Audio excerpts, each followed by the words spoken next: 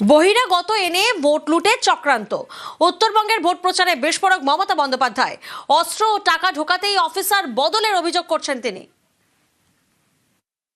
বিজেপির অনেক টাকা আছে, গুন্ডা আছে, এলাকায় এলাকায় খবর নেবেন।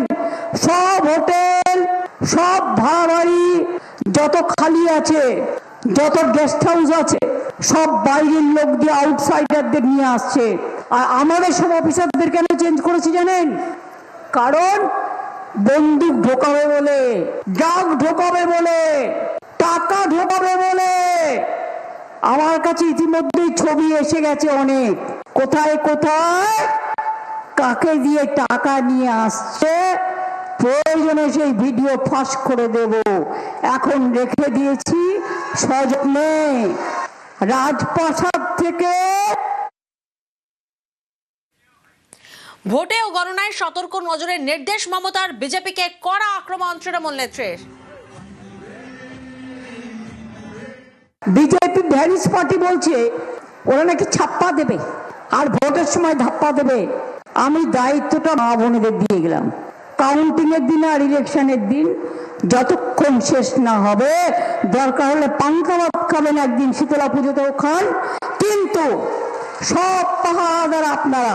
আমি যদি যোদ্ধা হই, আমার সহকর্মীরা আমার সহযোদ্ধা, আর কাউকে যেন টাকা দিয়ে কিনতে না পারে।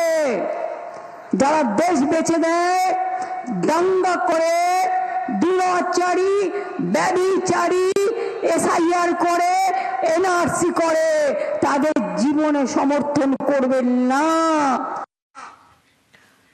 উত্তরবঙ্গ থেকে ফের বঙ্গভঙ্গের চক্রান্তের অভিযোগ। বাংলা রাজ্যটাই তুলে দিতে চায়, অনেক প্ল্যানিং করেছে। আপনাদের বিহারের সাথে নিয়ে যাবে। আবার উত্তরবঙ্গের জেলাগুলোকে আমি আটকেছি। কয়েকদিন আগে এগুলো বেরিয়ে গিয়েছিল সোশ্যাল নেটওয়ার্কে, সেই দিনই আমি গর্জন করেছিলাম।